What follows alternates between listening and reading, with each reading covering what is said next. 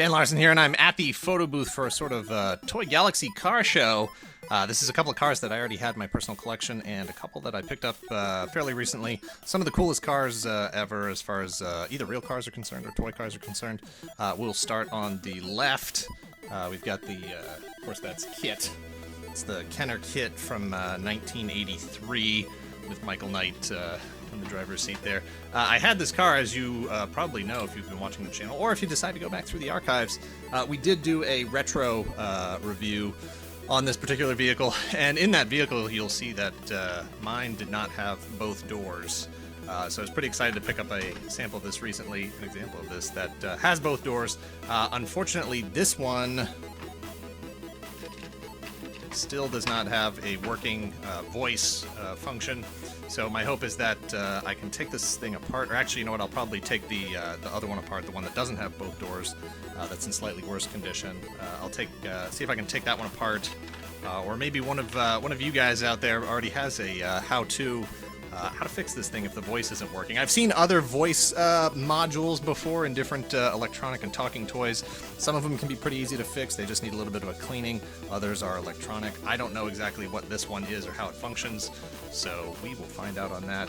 But I mean, it's Kit. It's just a cool car, and I really like having that one in my personal collection. Next up, we've got the best car, my favorite car of all time. I can get rid of every other vehicle in my collection. This one's staying. It's the Mach 5 from 2000. Actually, I don't know if it's 1999 or 2000. It's marked 2000. When I was looking it up online just now, they all say 1999. It is from a company called Raysaurus, R-E-Saurus. I don't know what else they did. I didn't look up to see. It's a company name. I know they've made a lot of toys. I know they've done a lot of stuff, but I haven't heard that name in a really long time. I completely forgot they existed. This piece, it was in no way tied to the film release. I think the film didn't come out for another 5 or 6 years. But it's just a fantastic car. It comes with everything you could possibly want it to come with. It comes with a little, it comes with Speed Racer. It doesn't come with Trixie. She's sold separately, and Pops is sold separately. But it does come with a dome to put over here to cover it up.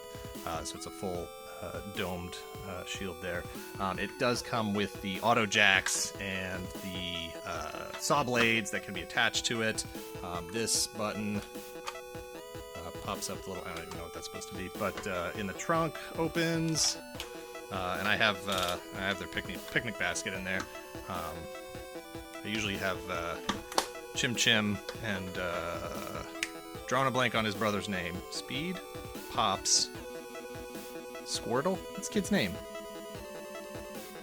I'm at a loss. Anyway, I usually have them in the trunk. I don't know where they are right now. Those kids getting into some kind of mischief. I am shocked. I've tried to keep this thing as white as possible over the years. It just felt like the kind of thing that was absolutely going to just yellow. I just gave it a good wipe down just now, but I keep it out of the light. I keep it in a box, wrapped in bubble wrap.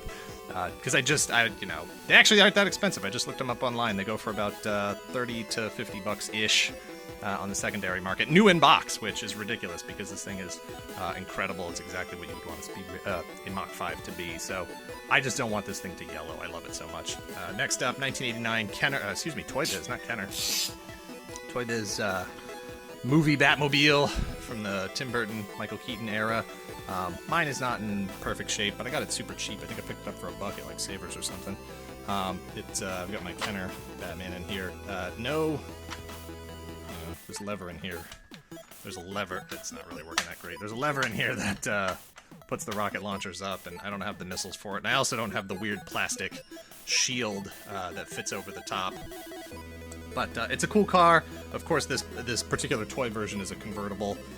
This doesn't come with a top of any sort. It just gets to feel the wind through his bat ears. But best Batmobile design ever by far. I'd like to get the 66 Batmobile. Haven't been able to pull the trigger on that one yet. They still have it at a lot of the Toys R Us's. And they keep marking it down, but not far enough for me. Over here on the end, we've got Mego, General Lee from Dukes of Hazzard. This was a recent acquisition from a friend who was selling some pieces out of his collection. I had never actually owned one of these. I don't even think I'd seen one of these in person, really, before. But I can honestly say it is one of the junkiest things I have ever touched. as far as vehicles or play sets or toys or anything like that go. It feels like it should have been in, packed in like a Happy Meal with an apple pie or something. It is just the cheapest thing ever. This lid here, it's one of the tabs is broken off, so it's actually not staying on very well. But I got Bo and Luke in there, and I mean, I don't know, the way the tires stick out on this thing is just not cool, and the way their feet stick out on the bottom is just, I don't know, I didn't know the General Lee was designed by the same people who put together Fred Flintstone's car, but, it's the General Lee, and it's a cool piece to have in your collection.